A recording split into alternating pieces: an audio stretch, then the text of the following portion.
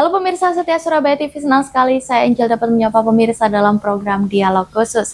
Kali ini spesial sekali karena kita akan membahas penyaluran beasiswa kurang lebih kepada 8.000 anak TK dan PAUD di Surabaya dengan nominal 50.000 per bulan. Bagaimana pelaksanaannya? Langsung saja kita tanya dan bahas secara detail dengan Bapak Batiar Rifai selaku Wakil Ketua DPRD Kota Surabaya. Langsung saja kita sapa, apa kabar Pak Batiar? Alhamdulillah sehat. Baik ya Pak Batiar. Seperti yang tadi kita sebut di awal bahwa rencananya akan ada pemberian beasiswa kepada sekitar 8.000 anak ya Pak, TK dan PAUD yang kategori pramiskin dan miskin ya Pak.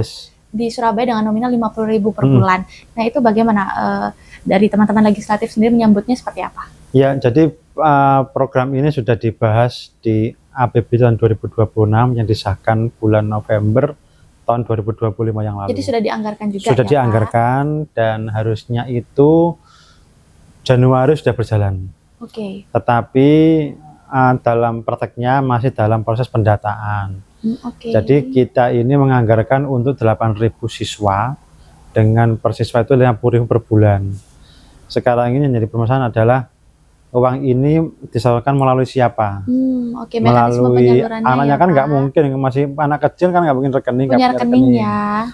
Apakah ke orang tuanya? Apakah diberikan ke sekolah sehingga nanti proses pembayarannya tinggal disesuaikan aja dengan nominal yang ada di sekolah itu. Dan ini masih berjalan proses validasi, dan ini harus untuk anak-anak yang miskin dan pramiskin yang terdata di database Pemkot Surabaya melalui Dinas Sosial. Di luar itu nggak bisa. Jadi sudah ada datanya sendiri ya Pak ya? Datanya itu sudah ada, tinggal bagaimana warga ini mau mengakses.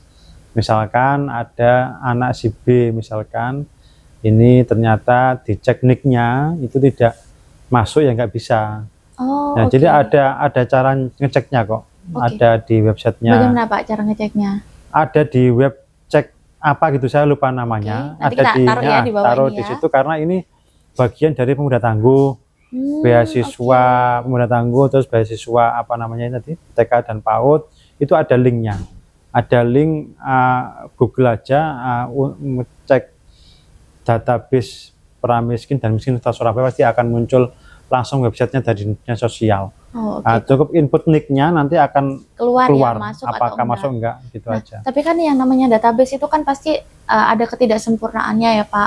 Mungkin ada yang merasa, wah anak saya ini masuk kategori pramiskin dan miskin tapi kok nggak dapat bantuan, itu harus miskin nggak miskin ada desilnya ya. Betul. Desil 1 sampai dengan desil 7. Nah, itu tapi yang gimana Pak? Yang dikategorikan di Pemkot Surabaya itu desil 1 sampai desil 5 kalau nggak salah. Artinya miskin sampai pramiskin itu kan ada desil-desilnya. Yang jelas ini untuk anak-anak usia 2 sampai 6 tahun. Sehingga ini yang sudah terdata itu kan Pemkotnya sudah mendata setiap tahun Mbak ya, terkait dengan ground checking di bawah itu, bahwa pemerintah kota sudah melakukan pendataan secara detail bahwa si A, si B ini bagian dari warga miskin, ini pramiskin. Kadang-kadang itu warga kan banyak mengaku miskin Mbak kalau ada program-program itu. Agar dapat bantuan. Iya, dapat bantuan. Ini kan suasana kita ya, mohon maaf ya. Kita ini banyak warga kita ini yang mengharapkan bantuan. Dia mengaku miskin padahal secara kemampuan finansial sangat mampu terkait dengan ya kesehariannya mereka lah. Dan ini perlu adanya kesadaran warga yang tadi mengaku itu lebih baik diberikan kepada yang sangat membutuhkan. Supaya tepat sasaran juga ya Pak. Betul. Tapi sejauh ini emang ada yang ngaku ya Pak ya? Banyak. Banyak ya? Ketika saya reses di lapangan itu temukan bahwa dulu saya dapat bantuan Pak sekian-sekian, terus kenapa sekarang nggak dapat gitu kan. Ya, karena secara dicek itu secara pendataan kuesioner yang ada itu tidak masuk. Misalkan punya motor tahun berapa kan ada hitungannya Mbak. Ada sendiri-sendiri ya, ada ininya, ada penilaiannya. Mungkin secara garis besar gambaran umumnya yang masuk ke dalam pramiskin dan miskin itu seperti apa sih Pak? Ya banyak kriteria, dari mulai atap rumahnya, terus temboknya, alas lantainya, macam-macam, apakah dia punya kendaraan apa tidak, punya televisi apa tidak, itu kan bagian dari desil 1 sampai Penilaian ya. penilaian tadi itu. Oh, oke. Nah, tapi kan misalnya kehidupan orang tuh setiap hari berubah ya, Pak. Iya. Misalnya tahun depan masuk Iya. desil 1, tahun depan beda lagi. Atau bisa mengentaskan dulu yang desil 5 sekarang desil 7 naik. Kan kita nggak tahu kan, sekarang kan begini. Misalkan ada contoh si A misalkan sekarang bekerja, terus tiba-tiba 3 bulan kemudian dia di PHK. Betul. Itu akhirnya kan turun desil ya, turun Pak? Itu kan ada pendataan lagi, Mbak. Ada pendataan. Pendataan ini kan tidak setiap hari masalahnya. Pendataan itu kan setahun berapa kali. Nah, ini kan perlunya perbaikan, tapi juga kembali lagi tidak hanya sebatas orang ini bekerja apa tidak ya, tetapi kita melihat sesuai pertanyaan yang ada itu kan jelas. Dicek rumahnya ini apakah ada motornya, dicek apakah ada televisi, itu kan bagian dari penilaian. Kadang sekarang misalkan tadi di depan saya sampaikan si A ini sekarang bekerja, punya motor, punya televisi, rumahnya bagus, terus sekarang di PHK. Nah, apakah dia miskin? Bukan, karena dia masih punya aset. Asetnya kan ada rumah, ada televisi, ada motor, kan bagian dari penilaian.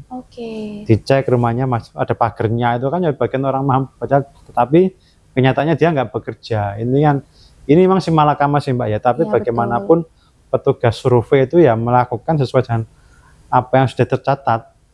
Gitu aja. Jadi memang ada pembaruan setiap tahun ya, Pak? Iya, setiap tahun ada. Jadi bisa jadi ada nama yang tahun ini masuk, tahun depan tidak ada lagi, ataupun juga sebaliknya? Ada yang bertahan, ada yang hilang, ada yang naik, ada yang yang dulunya miskin jadi pramiskin, pasti ada peningkatan. Ada yang pernah protes nggak, Pak, karena merasa, kok tahun lalu anak saya dapat bantuan, tahun depan tidak dapat, gimana? Pasti ada yang protes seperti itu, karena tidak semuanya itu kan diberikan secara ngawur ya. Semuanya ada perhitungannya. Kalau kita tebar uyah gitu kan ya sama saja. Kalau kita menggarami laut kan ya nggak akan bisa asin, karena bagaimanapun pemberian program-programnya seperti sasaran.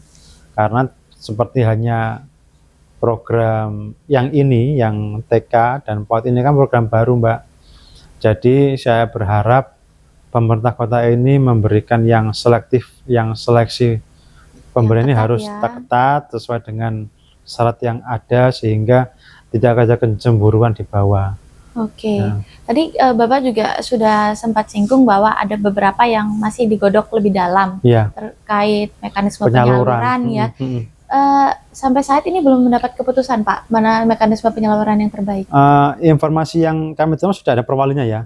Sudah perwali nomor 7 tahun 2026 kalau nggak salah, nomor 7 tahun berapa saya lupa. Sudah muncul di awal atau pertengahan Maret kemarin. Jadi yang saya berharap itu kan pemberiannya ini tepat sasaran. Misalkan begini, PAUD TK itu kan hanya untuk anak usia 2 sampai 6 tahun, Mbak. Di situ dicek saja berapa biaya PAUD sekolahnya per bulan. Misalkan 1 bulannya itu 100.000 misalkan. Artinya kan Pemkot sudah membayarkan 50.000. Tinggal orang tua siswa ini mencari sisanya untuk membayar. Kalau diberikan orang tua, saya kok khawatir ya. Khawatir nanti dibelikan kosmetik gitu loh, diberikan hal-hal yang untuk kehidupan dia sendiri. Nah, contoh lagi, ada banyak orang mengkritik kenapa MBG itu kok nggak dikasih duit. Uang ke 15.000 dikalikan berapa minggu, dikalikan berapa bulan, kasih orang tua. Orang tua masa nggak semudah itu. Kekhawatirannya apa, Pak? Kekhawatirannya diberikan duitnya, tidak ada barangnya. Begitu ya. Karena ya pernah ada video di media sosial yang mengkritik bahwa EBG itu kasih duit kenapa, dibalas sama beberapa influencer di situ. Jangankan MBG, yang dikasih PIP saja nggak dikasihkan untuk bayar sekolah, bayar kuliah, malah dibuat seneng-seneng kan. Ini kan yang salah bukan programnya, yang salah aja yang diberikan program. Kenapa nggak amanah ya? Oleh karena itu ke depan pemerintah kota ketika ada program seperti ini kerjasama dengan PAUD melalui komite yang ada dengan TK agar tepat sasaran. Jadi nanti langsung dibayarkan ke Saya TK-nya? berharap ke TK-nya langsung. Oh, tapi Saya berharap loh ya. oh, jadi belum pasti ya, Pak ya? Makanya ini masih difinalisasi. Masih proses ya? Difinalisasi seperti apa?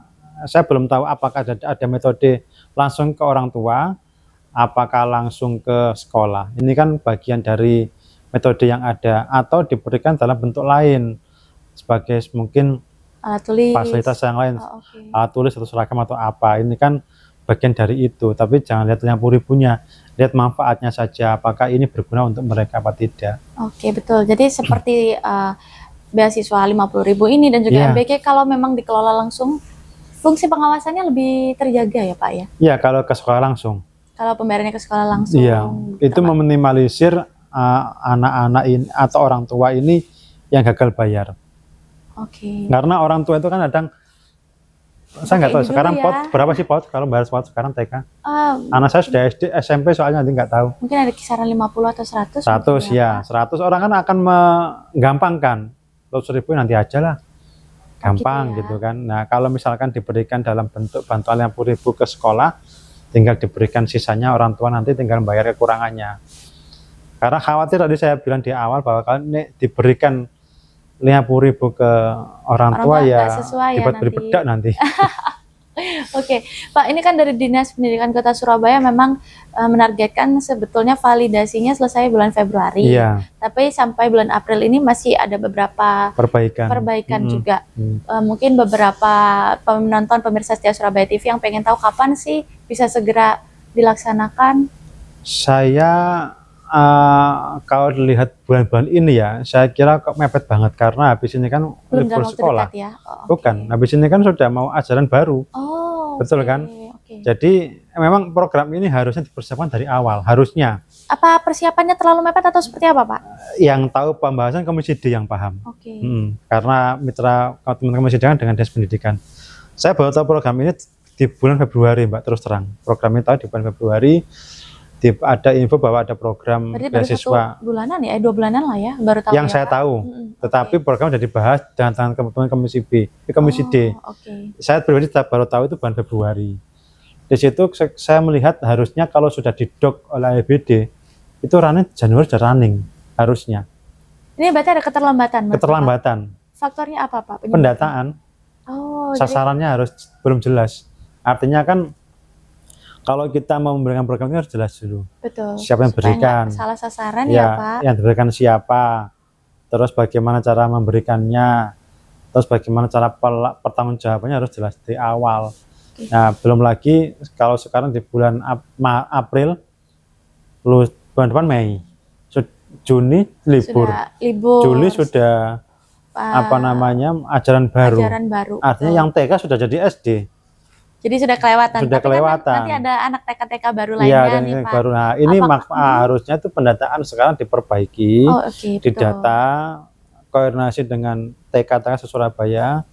Ada berapa TK yang ada di Surabaya ini, dan kira-kira dari jumlah siswa ini apakah ada yang masuk dalam kategori miskin atau pramiskin, atau bahkan ada anak yang tidak sekolah TK. Oh, Pasti ada anak yang tidak sekolah TK atau PAUD karena mungkin orang tua nggak mau bayar. Pasti ada, Mbak. Makanya kan pentingnya PAUD itu kan di situ, sehingga keterlibatan RT RW ini disosialisasikan dengan baik. Mungkin Dinas Pendidikan bisa membuat flyer atau membuat semacam desain gambar yang bisa di-share di medsos, ada video pendek atau bahkan gambar-gambar yang bisa di-share di WhatsApp group atau di media sosial yang lainnya, sehingga yang tidak tahu jadi tahu. Oke. Tapi sejauh ini sosialisasinya seperti apa, Pak? Apakah sudah baik atau jangan-jangan masih banyak yang belum tahu? Saya kira masih banyak belum tahu ya, karena ini kan barang baru. Betul. Perlu ada perbaikan dan juga perlu ada sosialisasi. Nah, sambil ini berjalan, saya kira pemerintah kota, Dinas Pendidikan dalam hal ini bersosialisasi dengan mudah, dengan simple. Tadi saya bilang bikin video pendek saja yang durasinya sekian menit, yang bisa di-share di beberapa media sosial, bagaimana cara mendapatkannya, bagaimana harus langkah pertama seperti apa itu diberikan panduan sehingga nanti program-program ini berjalan dengan bagaimana mestinya. Oke, terkait pendataan itu kan memang harus dari yang terdekat ya Pak ya, dari RT RW sendiri. Iya. Untuk RT RW-nya sendiri saat ini sosialisasinya seperti apa dan reaksinya seperti apa dengan adanya rencana bantuan ini Pak beasiswa? Ya, kalau kita bicara RT RW kan saya kira segala bentuk program itu kan sangat banyak di Surabaya. Betul. Kampung Pancasila, ada Kampung Madani, ada Sinau Bareng dan lain-lain. Saya kira tinggal bagaimana proaktif saja RT RW yang ada. Kadang juga ada RT yang RW yang nggak aktif karena kesibukan pekerjaannya dia atau kesibukan yang lain sehingga luput dari mensiarkan program-program pemerintah kota. Ini ke depan adanya kemudian informasi dan teknologi ini di-share saja ke segala bentuk komunitas dari grup-grup WhatsApp atau grup media sosial lainnya ini. Segala bentuk program pemerintah kota melalui dinas pendidikan seperti hanya program TK dan PAUD ini bisa diketahui sehingga nanti anak-anak usia 2-6 tahun ini bisa mendapatkan pendidikan atau mendapatkan bantuan pendidikan. Oke. Mungkin ini pemirsa setia Surabaya TV mau tanya Pak, 50.000 itu nominal 50.000 itu mencakup apa? Apakah itu adalah subsidi dalam bentuk SPP atau subsidi untuk beli seragam atau apa Pak? Jadi kalau angka 50.000 semuanya adalah memberikan bantuan pendidikan untuk biaya sekolahnya mereka. Oke, jadi kalau untuk beli seragam, buku mungkin enggak ya? Kalau TK buku untuk apa Mbak? Belum ya? Belum. Saya kalau beda dengan kalau ini apalagi PAUD kan bermain aja. Bermain ya. Bermain aja. Jadi ini hanya untuk pembayaran SPP-nya mereka. Oh, oke. Spesifik untuk subsidi SPP sekolah, sebetulnya. bayar sekolah. Bayar sekolah. Makanya tadi saya berharap diberikan ke sekolah. Oke, jadi tinggal sisanya orang tua bayar. Nah, itu kan kalau misalnya ada yang sisa misalnya SPP 100.000 berarti hanya mensubsidi 50.000. Iya. Lalu kalau yang di bawah itu SPP-nya bagaimana Pak? Apakah bisa diuangkan atau seperti apa Pak? Misal SPP-nya hanya 20.000. Saya kira itu kan nanti bisa diperhitungkan. Betul. Artinya makanya kita kan nggak tahu ada yang PAUD di balai RW kan ada. Betul. Itu dulu kan waktu zaman ya, anak saya itu mari 25.000 atau berapa? Betul. Saya nggak tahu sekarang. Saya kira angka segitu rata-rata sudah 60.000 ya, rata-rata loh ya sekarang ya. Karena jumlah anak PAUD di tingkatan paling rendah di RT RW itu kan paling berapa anak sih Mbak? Hanya segelintir ya Pak. Itu kan tidak ada gajinya, ibu bunda PAUD itu kan hanya pengabdian saja. Dan saya melihat memang angkanya itu memang sekarang rata-rata di bawah 50 memang jarang sih. Jarang ya. Jarang, rata-rata kan 50 ke atas. Memang penentuan nominal 50 itu sudah ada tinjauan di lapangan. Tinjauannya ya. Oke. Tadi Bapak juga sudah sebut bahwa sebetulnya program bantuan yang disediakan pemerintah Kota Surabaya ini banyak sekali kan, dan ini termasuk salah satu program yang baru. Ya. Tapi program-program lainnya sebelumnya sudah ada dan banyak. Gimana mengantisipasinya supaya tidak saling tumpang tindih, Pak? Iya, program pemerintah banyak ya, banyak program pemuda tangguh ini untuk anak-anak SMA, SMK, bahkan anak mahasiswa, dan juga ada namanya tadi untuk anak TK dan PAUD, dan juga ada program beasiswa penghafal kitab suci yang ada di Surabaya. Saya kira kita yang hidup di Surabaya ini kan sudah di kota metropolis ya, yang segala bentuk arus informasi kan sudah semakin kencang. Sebagai orang tua dan sebagai warga masyarakat harus literasi membaca itu sangat penting untuk melihat apakah ini beasiswa untuk anak usia berapa, untuk sekolah apa, ini harus diketahui. Jangan asal dapat beasiswa ini nggak tahu beasiswa untuk apa kan. Bahasa Surabaya ini angger nyaplok aja kan nggak seperti itu. Ada juga beasiswa untuk PIP, ada yang dari kementerian, ada juga tapi ada yang itu nggak Mbak, berpotensi dapat dari berbagai macam nggak? Double. Kalau Surabaya nggak bisa Mbak. Oh nggak bisa ya? Sudah ada sistemnya saya ya? pernah terbukti mengetahui dulu itu ketika kami menyalurkan pemuda tangguh untuk anak SMA atau SMK, itu kita ada masukan dari warga, kita bantu untuk mendapatkan bantuan di situ, ternyata ditolak. Oh. Alasannya adalah sudah mendapatkan bantuan dari pemerintah pusat. Oh, oke. Jadi sudah ngeling. Kalau Surabaya sudah ngeling dengan apa namanya pemerintah pusat. Artinya segala bentuk bantuan itu akan dicatat oleh Pemkab Surabaya. Jadi misalkan sekarang si A ini mendapatkan PIP ya, yang dari Jakarta, yang dari Kementerian Pendidikan, itu akan terrecord. Jadi di datanya Nicknya sudah terrecord. ya? Okay. Misalkan Mbak Angel ini nicknya berapa, ternyata mendapatkan beasiswa pemuda tangguh, PIP kuliah misalkan, kalau kuliah ya. Nah ketika nanti mau mengajukan pemuda tangguh untuk mahasiswa di Surabaya ya keblok, sudah mendapatkan nggak bisa, nggak bisa. Nah ini mungkin juga jadi pertanyaan bagi beberapa pemirsa, kenapa sih dibuat segitu banyaknya program, kenapa nggak satu program aja tapi bisa efektif dan merata, Pak? Nah program itu kan tidak hanya dari Surabaya, ada yang dari pusat ya Pak? Ada dari, inilah namanya otonomi daerah. Pemkot ada program sendiri, Jakarta ada sendiri, pusat ada sendiri, Jatim ada sendiri. Jadi emang ini adalah apa namanya ya, keberpihakan pemerintah terhadap masyarakat yang ada. Jadi ini bukan masalah kenapa kok tidak satu program saja, tapi emang ya harus banyak program, banyak program untuk pendidikan, untuk kesehatan, untuk program ketenagakerjaan dan lain-lain. Sampai yang terbaik itu kan program generasi Gen Z.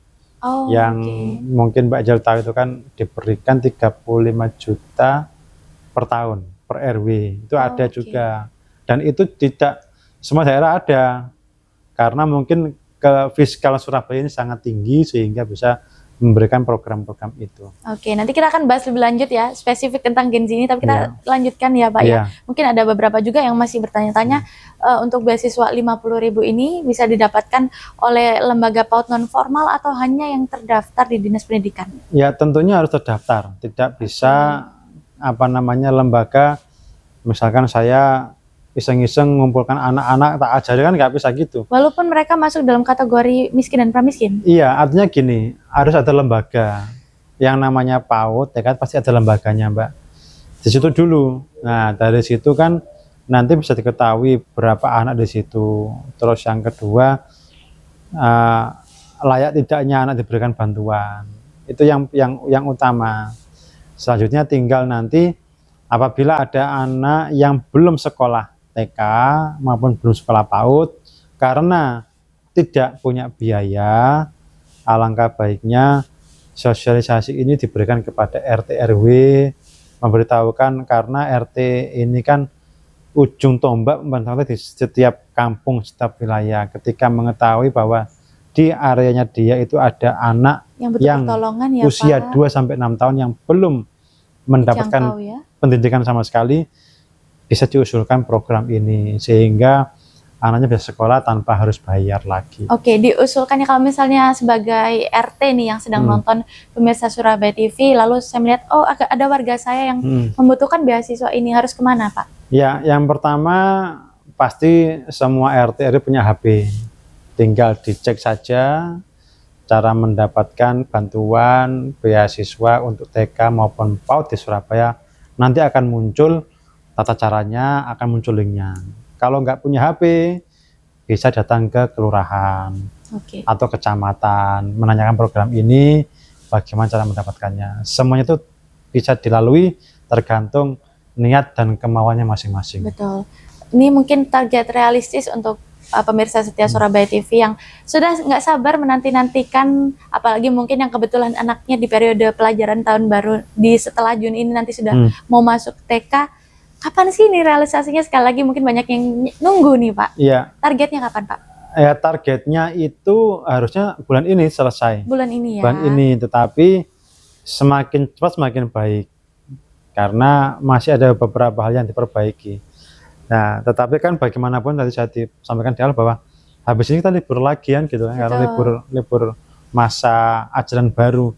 Saya kira mudah-mudahan nanti di bulan Juli maksimal itu sudah berjalan lancar, berjalan normal, sehingga program-program TK dan PAUD ini yang nilainya hampir 5 miliar ini, Hampir 5 miliar. Ya? hampir 5M lebih, 5M lebih untuk 7.900 atau 8.000 TK siswa, anak TK, anak PAUD se-Surabaya ini bisa berjalan. Ini rencana akan menjadi program jangka panjang atau bagaimana, Pak? Iya, pasti kalau ini program ini berhasil dan tidak ada penyalahgunaan dan tidak ada catatan dari Badan Pemeriksa Keuangan, saya kira akan digas program ini. Gas terus ya, Gas Pak. terus lah. Mungkin sebagai penutup, Pak, pesan apa yang mau disampaikan kepada orang tua wali murid dan disosialisasikan juga mungkin kepada RT RW setempat terkait dengan pelaksanaan program ini? Ya, jadi tahun 2026 ini ada program namanya program beasiswa untuk anak-anak TK maupun anak-anak PAUD sebesar 50.000 per bulan. Saya berharap proaktif teman-teman RT RW ini mensosialisasikan kepada masyarakat melalui media sosial atau bahkan melalui kegiatan-kegiatan kemasyarakatan terkait dengan program ini, sehingga apa yang menjadi hak warga terkait anak-anak bisa belajar di usia 2 sampai 6 tahun ini bisa mendapatkan bantuan dari pemerintah Kota Surabaya. Baik. Terima kasih. Berarti kita doakan sama-sama ya, Pak. Amin. Agar program ini bisa segera terrealisasi dan pada pelaksanaannya nanti bisa transparan dan tepat sasaran, agar memang manfaatnya dapat betul-betul diterima oleh anak-anak kita demi menggapai masa depan yang cerah 2045 Indonesia Emas, seperti itu ya, Pak. Ya. Baik, terima kasih kalau begitu waktunya Pak Batiari. Sama-sama Mbak Angel. Dan teman-teman jangan lupa untuk selalu menyaksikan Dialog Khusus episode-episode selanjutnya, karena pada setiap episode Dialog Khusus Anda pasti akan mendapatkan informasi-informasi terbaru. Oleh karena itu, saya Angel beserta seluruh kerabat kerja yang bertugas pamit undur diri. Salam Surabaya TV.